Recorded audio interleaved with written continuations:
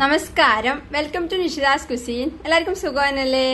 അപ്പോൾ ഇന്ന് ഉണ്ടാക്കാൻ പോകുന്നത് മഞ്ഞളിന്റെ ഇലയിൽ ഉണ്ടാക്കുന്ന നല്ല ടേസ്റ്റിയും ഹെൽത്തിയുമായിട്ടുള്ള ഒരു കാസർഗോഡ് സ്പെഷ്യൽ അടയാണ് മഞ്ഞച്ചപ്പിലപ്പം. അപ്പോൾ ഇതെങ്ങനെ ഉണ്ടാക്കുന്ന നോക്കാം.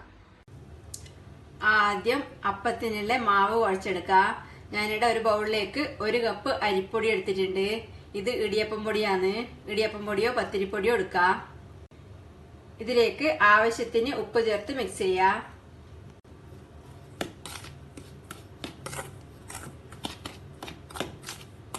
ഇതിന് കുഴച്ചെടുക്കാൻ വേണ്ടി ഞാനിവിടെ അടുപ്പത്ത് ഒരു പാത്രത്തിൽ കുറച്ചധികം വെള്ളം വെച്ച് തിളപ്പിച്ചിട്ടുണ്ട്.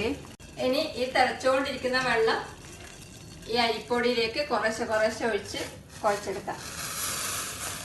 ആദ്യം കുറച്ചൊഴിച്ച് കുഴക്കാം. ഇടിയപ്പത്തിനൊക്കെ കുഴക്കുന്ന പോലെ തന്നെ.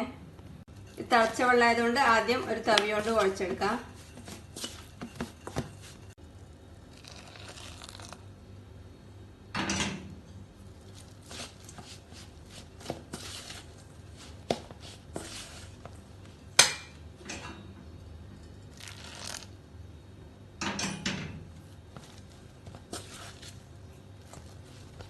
ഇതിപ്പം പാകത്തിന് കുഴച്ചെടുത്തിട്ടുണ്ട്. ഇനി ചൂട് കുറയുമ്പം കൈകൊണ്ട് നന്നായി കുഴച്ചെടുക്കാം. ഇതിപ്പോ ചൂട് കുറഞ്ഞിട്ടുണ്ട്.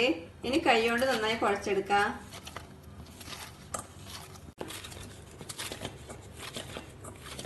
മഞ്ഞച്ചപ്പിലപ്പത്തിനുള്ള മാവ് നല്ലോണം കുഴച്ചെടുത്തിട്ടുണ്ട്. ഇനി അപ്പത്തിനുള്ള ഫില്ലിങ് റെഡിയാക്കാം. ഞാനിവിടെ കുറച്ച് ശർക്കര വെള്ളമൊഴിച്ച് ഉരുക്കി അരിച്ചെടുത്തിട്ടുണ്ട്. ഞാനിപ്പോൾ എടുത്തത് ഏകദേശം ഒരു 150 ഗ്രാം ശർക്കര ഉണ്ടാവും. ഇതിനി അടുപ്പത്ത് ഒരു പാത്രത്തിലേക്ക് ഒഴിക്കാം.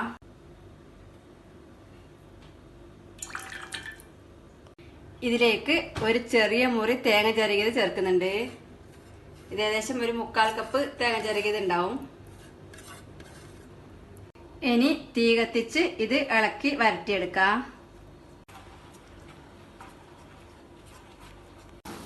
ഇപ്പോ ശർക്കര ഉരുക്കിയതിന്റെ വെള്ളമെല്ലാം വറ്റി നല്ല കട്ടിക്കായിട്ടുണ്ട്. ഇനി ഇതിലേക്ക് 1/2 ടീസ്പൂൺ നെയ്യും 1/4 ടീസ്പൂൺ ഏലക്കപ്പൊടിയും ചേർത്ത് ഇളക്കി മിക്സ് ചെയ്ത ശേഷം തീ ഓഫ് ചെയ്യാം. ഇതിന് ഒരു പ്ലേറ്റിലേക്ക് മാറ്റാം. ഇനി അപ്പത്തിന് പരത്തിയെടുക്കാൻ വേണ്ടി ഞാനിവിടെ കുറച്ച് മഞ്ഞളുടെ ഇല കഴുകി വെള്ളം തോർത്തിയെടുത്തിട്ടുണ്ട്. ഇത് മഞ്ഞളുടെ ഇലയിലാണ് പരത്തേണ്ടത്. അതാണ് ഇതിന്റെ പ്രത്യേകത. ഇനി ഒരില എടുത്ത് റെഡിയാക്കി വെച്ച മാവുന്ന് ചെറിയ ഉരുളയെടുത്ത് ഇലയിൽ പരത്താം. ഈ ഇലേന്റെ സൈസ് ഇഡലി പാത്രത്തിന് കണക്കാവാൻ വേണ്ടിയിട്ട് ഞാൻ കുറച്ച് കട്ട് ചെയ്തിട്ടുണ്ട്. ഇത് കുറച്ച് നീളം അധികമില്ല ഇല. കൈ കൊട്ടിപ്പിടിക്കുന്നെങ്കിൽ കുറച്ച് എണ്ണ വരട്ടാം. ഞാനിപ്പം കുറച്ച് എണ്ണ വരട്ടിയിട്ടുണ്ട്. ഇനി നേരത്തെ റെഡിയാക്കി വെച്ച ഫില്ലിങ്ങിൽ നിന്ന് കുറച്ചെടുത്ത് ഇത് നിരത്തി കൊടുക്കാം. ഫില്ലിങ്ങിന് നിരത്തിയിട്ടുണ്ട്. ഇതിന് മടക്കാം.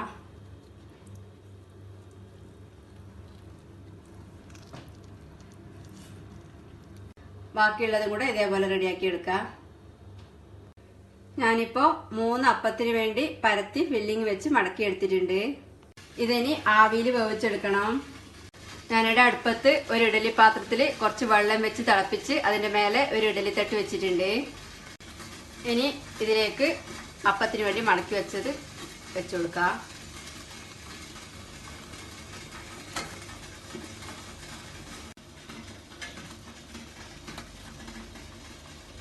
ഇതിന് അടച്ച് വേവിച്ചെടുക്കാം.